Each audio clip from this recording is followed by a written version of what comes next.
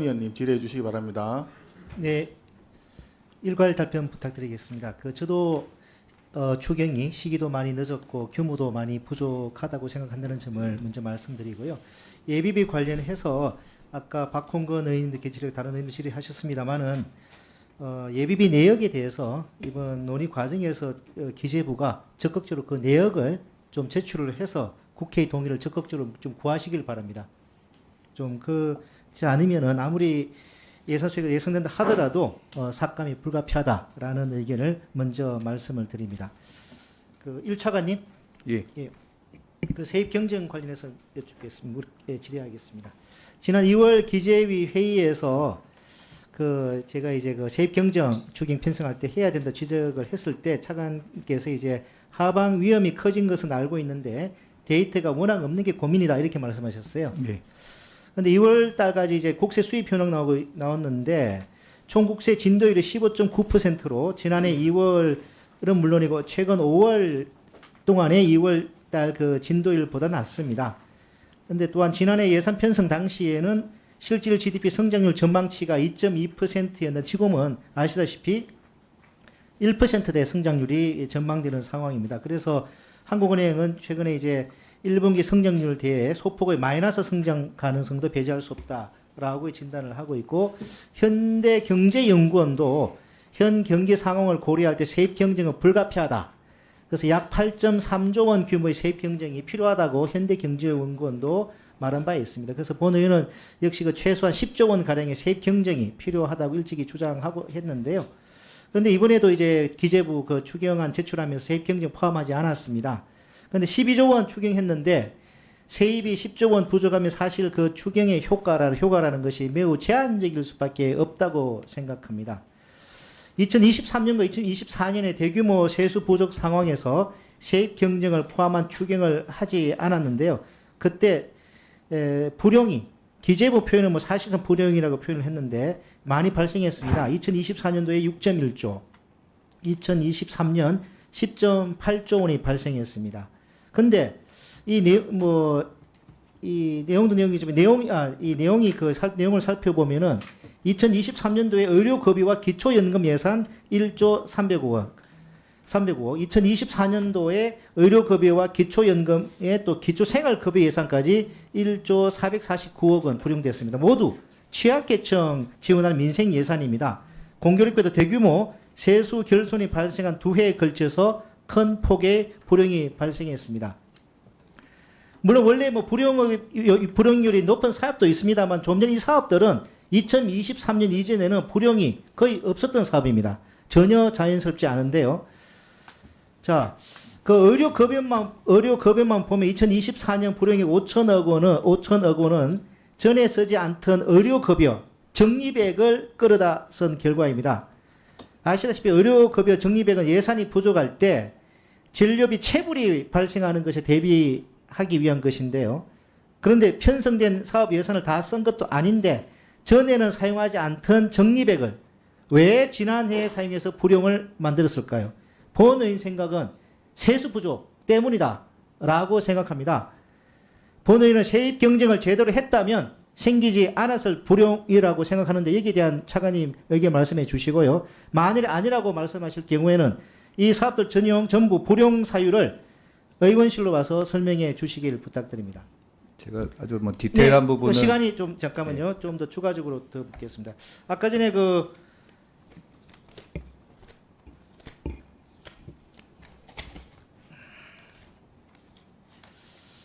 추경 사업 중에 국고채 이자 상환 이게 과다 책정된 게 아니냐는 논란이 아까 전에 지적이 있었는데 본 의원도 비슷한 생각입니다. 이 차관님께서는 보수적으로 이제 편성금리를 3%로 잡았다고 말씀하시는데 좀 너무 많이 보수적으로 잡으신 게 아닌가.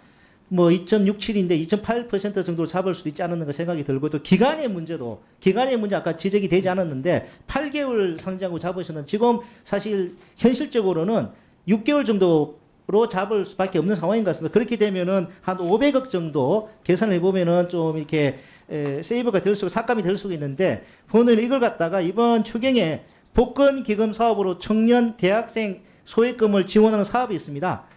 이 서민금융진흥원 출연금을 150억 정확해서 이 햇살론 유서 공급 목표액을 2천억 원에서 3천억 원으로 확대하는 내용인데 본회의는 이 좀 전에 그 과다책 상황 500억 원을 그 일부를 햇살론 이 청년을 위한 햇살론 뉴스 사업을 정립하는데 좀 쓰는 것이 좀 필요하지 않는가 그런 의견입니다. 여기에 대해서 이 차관님 의견을 좀 말씀해 주시겠습니다.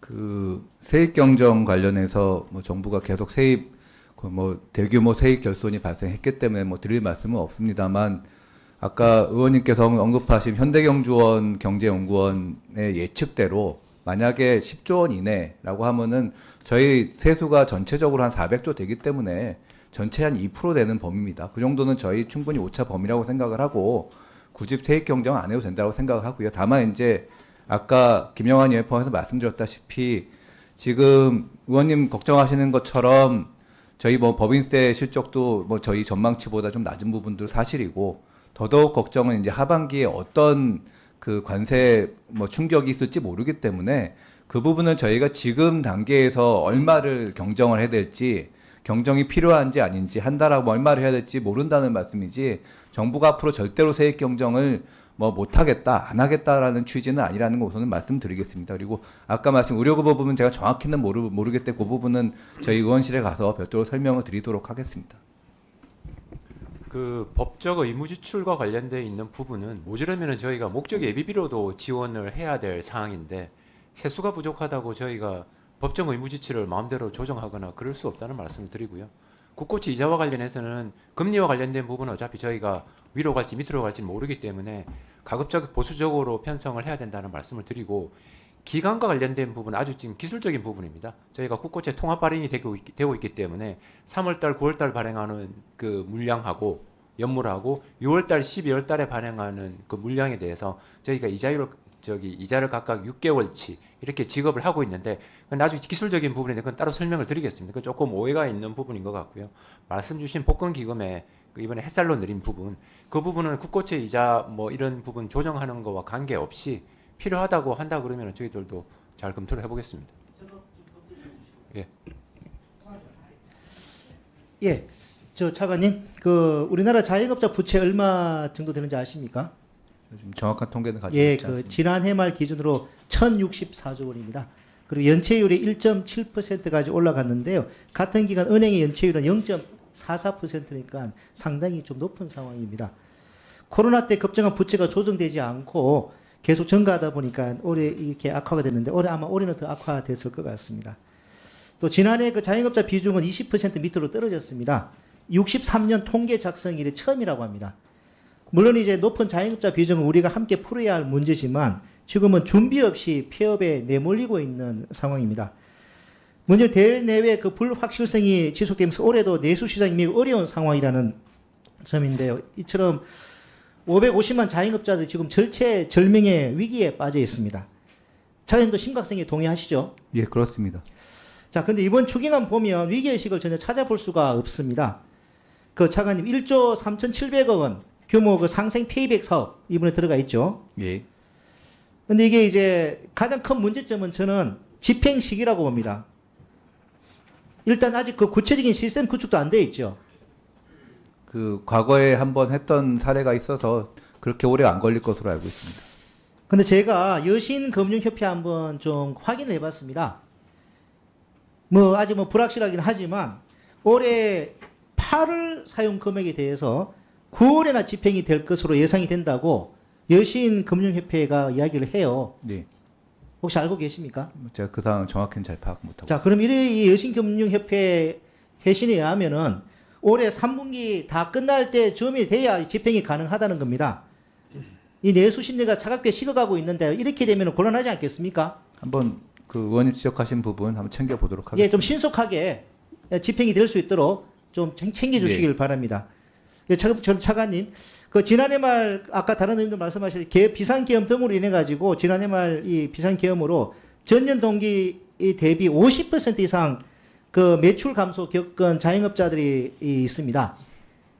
그 소상공인 연합회가 작년에 조사한 바에 의하면 비상계엄 이후 매출액 50% 이상 감소 소상공인이 36%에 달한다고 합니다. 그래서 일정 한도 내에서 매출의 감소분 일부를 현금으로 지원하는 민생 회복 자금을 좀 지원할 필요가 있다고 생각이 되는데 여기에 대해서 차관님 답변을 한번 좀 듣고 싶습니다. 차 의원님 말씀하셨던 부분 포함해서 여러 가지 저희가 이번 추경의 목적과 거기에 대해서 국회에서 논의를 해주시면은 저희가 일단 과거에도 이번하고 똑같이는 않습니다만 논의했던 부분이 있기 때문에 저희 열린 마음으로 저희 그 상의 드리도록 하겠습니다. 차관님께서도 아까 동의하시다시피 지금 자영업자들의 상황이 근데 일단 심각하게 생각하고 있는 부분에 대해서는 말씀 전적으로 동의를 하고요. 아까 의원님 지적하셨던 부분처럼 그 기본적으로 저희 그 지난 정부에서 자영업자 부채가 거의 400조 가까이 늘었습니다. 그 부분 저희 해소하기 위해서 대출박기금이랄지 은행권 통해서 하고 있습니다만 충분치 않은 부분이 있어서 저희가 말씀하셨던 것처럼 이번에 이제 비용 절감을 위한 바우처 그리고 아까 천하람 의원 지적하지만 좀 아쉬움이 있다 말씀하셨지만 공고의 배달 여러 가지 부분은 고민하고 있습니다. 근데 워낙 어려운 부분이 자영업자 부분이기 때문에 어떤 게 가장 효과적인지 부분에 대해서는 이번에 그 부분은 저희가 담지 못했고 그 부분에 대해서는 좀 진지한 토론이 좀 더 필요하지 않을까 하는 게 현재 정부의 진단인데요. 국회 단계에서 합의가 이루어진다면 저희도 좀 전향적으로 저희도 검토하도록 하겠습니다. 조금 더 보완 설명 드려도 되겠습니까, 위원장님? 하세요. 예, 1분만. 소상공인과 관련해서는 저희 50만 원 비용 크레딧이 담겨져 있는 게 소상공인 310만 명 이상이 혜택을 보게 됩니다. 310만 명의 소상공인에 대해서는 각종 배달료라든지 전기료라든지 수도료 같은 공공요금이나 보험료에 쓸 수 있도록 저희가 50만 원 한도로 비용 크레딧을 지원하기 때문에 비용 경감에는 어느 정도 도움이 될 것 같고요. 그다음에 아까 우리 정태호 간사님 말씀하셨던 상생 페이백과 관련해서 전통시장이 한 20만 개 말씀을 하셨는데 실제 상생 페이백은 매출액 30억 이하의 어떤 소상공인에 대해서 지원이 되기 때문에 이 부분은 20만이 아니라 매출 신장이 되는 부분들은 훨씬 더 크게 됩니다. 예산이 한 1.5조 원 되기 때문에 소상공인들이 혜택을 보는 매출 신장액은 7조에서 저희가 8조로 예상을 하고 있습니다. 그래서 매출 신장 부분으로 소상공인들이 혜택을 보고 그걸로 인해서 받은 캐시백 온누리 상품권은 1조 5천억 정도로 다시 전통시장에서 쓰여지고 있기 때문에 소상공인도 혜택을 보게 되는 거고 돈을 환급을 받게 되는 소비자들도 혜택을 보게 되는 거고 그 다음에 온누리 상품권에 또 쓰여지게 되는 전통시장도 혜택을 보는 그런 구조로 생각을 하시면 되겠습니다.